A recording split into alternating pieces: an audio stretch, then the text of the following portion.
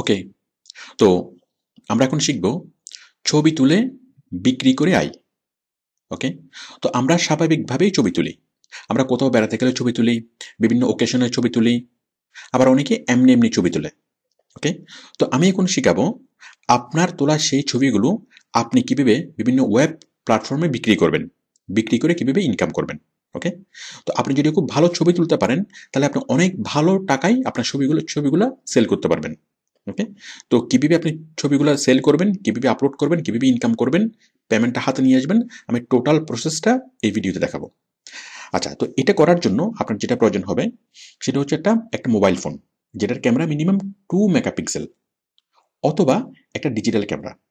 ওকে, আচ্ছা, এরপর আপনি যেখানে বেড়াতে যান সেখানে আপনি ছবি তুলবেন।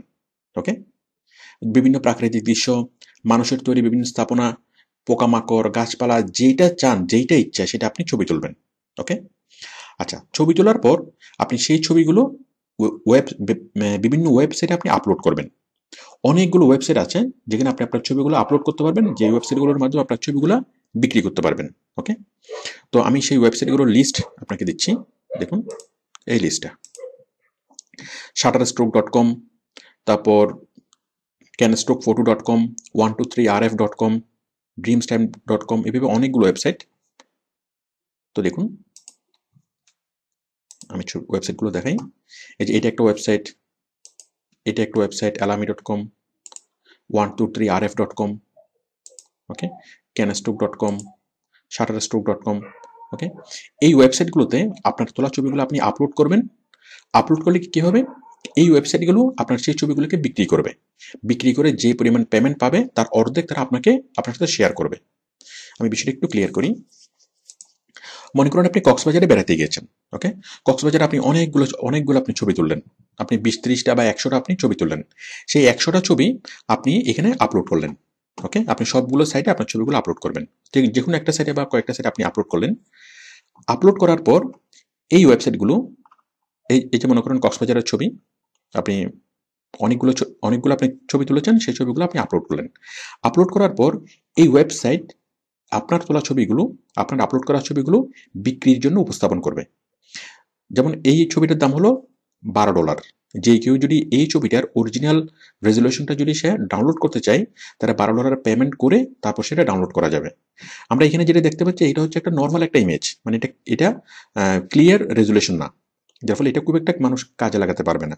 ওকে, তো এটার যদি একদম ক্লিয়ার রেজলিউশনটা কেউ চায় এই ছবির, তাহলে তাকে $12 পেমেন্ট করে এটা মানে ডাউনলোড করতে হবে। আচ্ছা, এখন আপনার আপনার আপলোড করা একটা ছবি যদি বিক্রি হয়, তাহলে এই ওয়েবসাইট সে অর্ধেক রাখবে, মানে সে $6 রাখবে, আর বাকি $6 সে আপনাকে পেমেন্ট করবে। ওকে, তো আপনার ছবি একটা বিক্রি হলে আপনি পাবেন $6। যদি আপনার এই ছবিটা যদি 100 জনে কিনে, এটা আপনার 100টাও বিক্রি হতে পারে, 1000টাও বিক্রি হতে পারে, 1 লাখটাও বিক্রি হতে পারে। ওকে, কারণ কত মানুষ ডাউনলোড করবে সেটার কোনো নির্দিষ্ট নেই, যত মানুষ ইচ্ছে এটাকে ডাউনলোড করতে পারবে। তো যত ছবি এখানে আপলোড হবে, যত ছবি মানুষ ডাউনলোড করবে, এই জন্য যত পেমেন্ট হবে তার অর্ধেক কি আপনি পাবেন। আচ্ছা, এখন বিষয়টা হলো, আচ্ছা মূল বিষয়টা হলো এটা। তাহলে এটা হচ্ছে একটা দোকানের মতো। এই যে ওয়েবসাইটগুলো, এই যে canstockphoto.com, shutterstock.com, এই ওয়েবসাইটগুলো হলো একটা দোকানের মতো।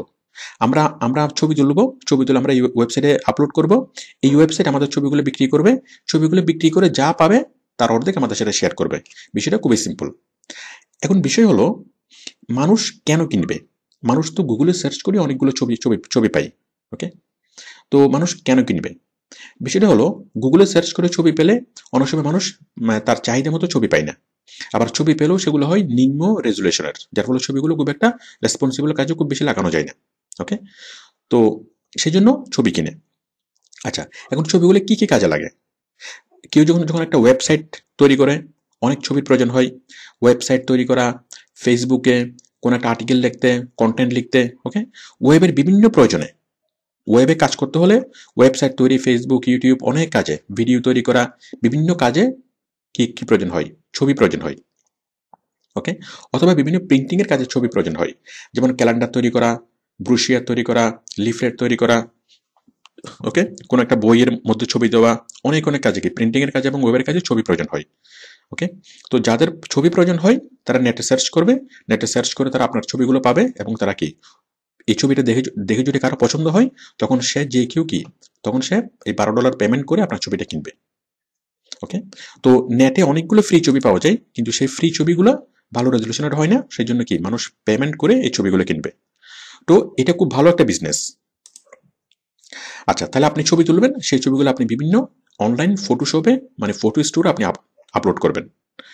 আচ্ছা, তো এই কাজটা করার জন্য আপনাকে প্রথমে যেটা করতে হবে, একটা অ্যাকাউন্ট তৈরি করতে হবে। ওকে, আমি একটা সাইট দেখাচ্ছি, আমি দেখাচ্ছি এটা শাটারস্টক। দেখুন শাটারস্টক, আপনি আসলেন, আমি ওয়েবসাইটের লিস্ট আমি এখানে দিয়েছি সবগুলো, আপনি জাস্ট এটা এক নজর এখানে ভিডিওটা পজ করেন, পজ করে সবগুলো দেখেন ওয়েবসাইটগুলো। আমি একটা দেখাচ্ছি, আপনি সবগুলোতে করতে পারবেন, সবগুলো সেম সিস্টেম। কীভাবে অ্যাকাউন্ট তৈরি করবেন, কীভাবে ছবি আপলোড করবেন, কীভাবে পেমেন্ট রিসিভ করবেন, পেমেন্ট ট্রান্সফার করবেন, সব কিছু আমি দেখাচ্ছি। আপনি যদি একটা পারেন সবগুলো পারবেন। দেখুন shutterstock.com। ওকে, প্রথম কাজ হলো আপনার এখানে একটা অ্যাকাউন্ট তৈরি করা। আপনি জাস্ট এখানে ক্লিক করবেন বিকাম এ কন্ট্রিবিউটর। ওকে, এখানে ক্লিক করে আপনি এখানে একটা অ্যাকাউন্ট তৈরি করবেন। আমি অ্যাকাউন্ট তৈরি করে রেখেছি। ওকে, অ্যাকাউন্ট তৈরি করার পর আপনি আইডি পাসওয়ার্ড দিয়ে সেটা সাইন ইন করবেন। দেখুন আমি সাইন ইন করেছি, এই যে অ্যাকাউন্ট তৈরি করে রেখেছি। অ্যাকাউন্ট তৈরি করার পর দেন এই অপশনটা আপনি পাবেন আপলোড ইমেজ। ওকে, এখানে ক্লিক করে আপনি ইচ্ছা মতো ছবি 100টা 1000টা যতগুলো ছবি আপনি তুলেছেন সবগুলো ছবি আপনি এখানে আপলোড করবেন। ওকে ওকে, আশা করি আপনি সবগুলো ছবি এখানে আপলোড করতে পারবেন। আচ্ছা, আপলোড করার পরে কি হবে, আপলোড করার পর এই ওয়েবসাইট আপনার ছবিগুলো বিক্রির জন্য উপস্থাপন করবে। যতগুলো ছবি বিক্রি হবে তার অর্ধেক রেভিনিউ আপনি পাবেন, এবং সেটা আপনি এখানে দেখবেন। দেখুন এখানে আপনার টোটাল রেভিনিউটা এখানে দেখাবে যে আপনার আর্নিং কত, মানে টোটাল আর্নিং কত, আর্নিং সামারি, তারপর কতটা সেল হয়েছে। ওকে, তারপর কতটা আপনার ডাউনলোড হয়েছে, কোন কোন দেশ থেকে ডাউনলোড করছে, টোটাল রিপোর্টটা আপনি এখানে পাবেন। ওকে, আপনার যে ছবিগুলো সেই ছবিগুলো কোন কোন দেশ থেকে কতজন কতগুলা ডাউনলোড করলো, কি হলো, আপনার কত টাকা ইনকাম হলো, সবগুলো আপনি এখানে দেখবেন। ওকে, তো এখানে আপনার যত টাকা জমা হবে, যত ডলার জমা হবে, আপনি সেই টাকাগুলো আনতে পারবেন পেওনিয়ার মাস্টার কার্ডের মাধ্যমে খুব সহজে। এই যে পেওনিয়ার মাস্টার কার্ড, আবার অনেকগুলো সাইট থেকে সরাসরি ব্যাংকে ট্রান্সফার দেওয়া যায়। ওকে, যে সকল সাইট থেকে সরাসরি ব্যাংকে ট্রান্সফার দেওয়া যায় এটা তো খুব সহজ, আপনার লোকাল ব্যাংকটা দিলেই সরাসরি ব্যাংকে টাকাটা চলে আসবে। ওকে, অথবা যে সকল সাইট থেকে ব্যাংকে ট্রান্সফার দেওয়া যায় না সেখানে পেওনিয়ার মাস্টার কার্ডের মাধ্যমে পেমেন্ট আপনি রিসিভ করতে পারবেন। ওকে, তো পেওনিয়ার মাস্টার কার্ড কিভাবে পাবেন, এই যে এই কার্ডটা,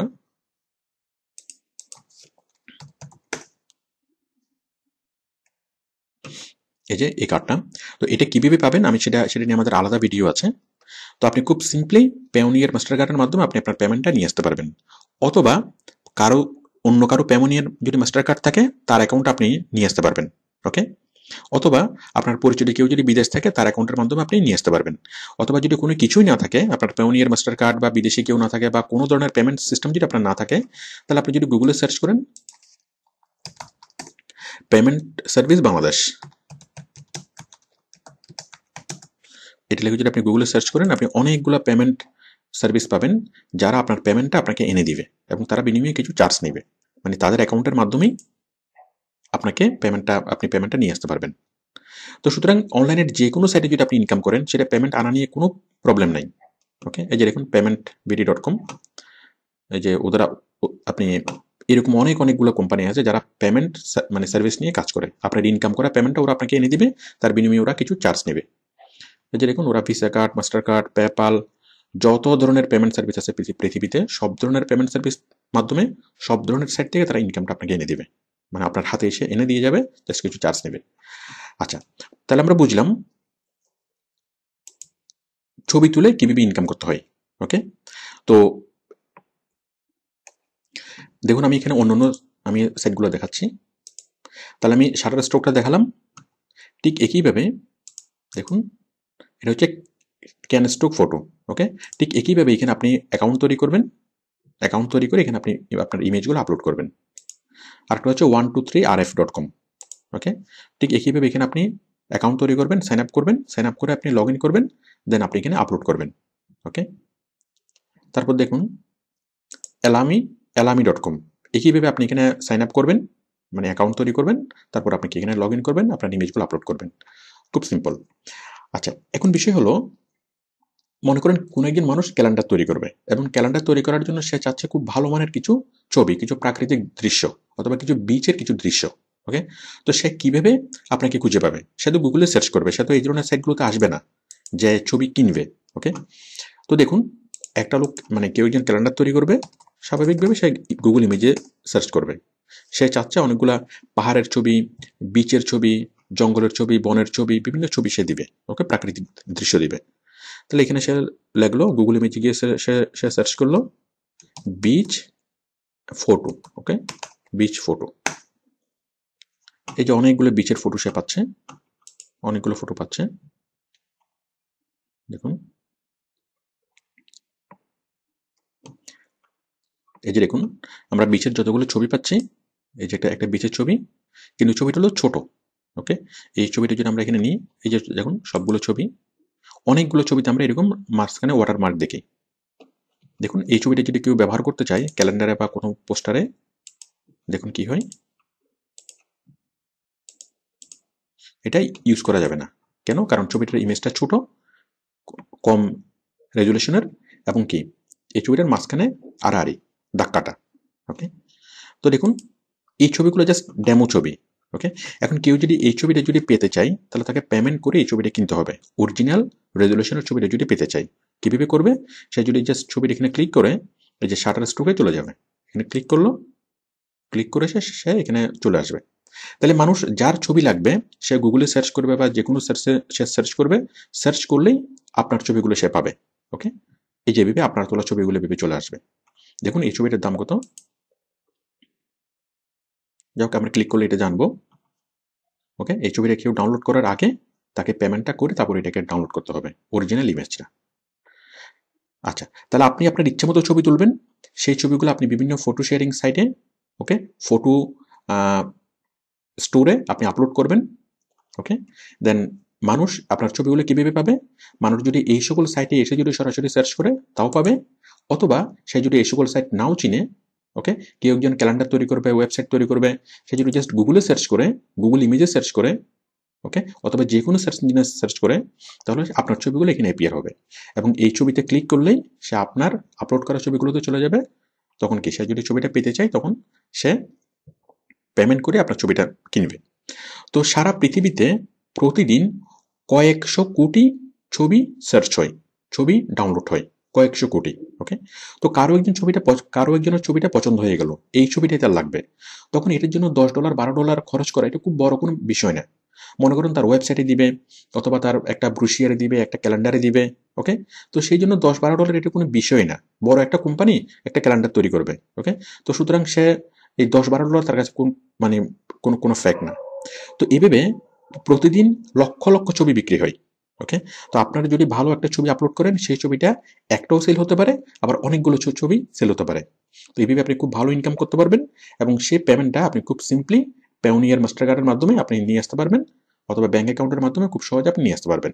ওকে, আর যে কোনো ধরনের সমস্যা হলে আপনি যে কোনো সময় আমাদের সাথে কন্ট্যাক্ট করতে পারবেন, যে কোনো ধরনের হেল্প এবং সাপোর্ট এখান থেকে দেওয়া হয়। ওকে, থ্যাংক ইউ।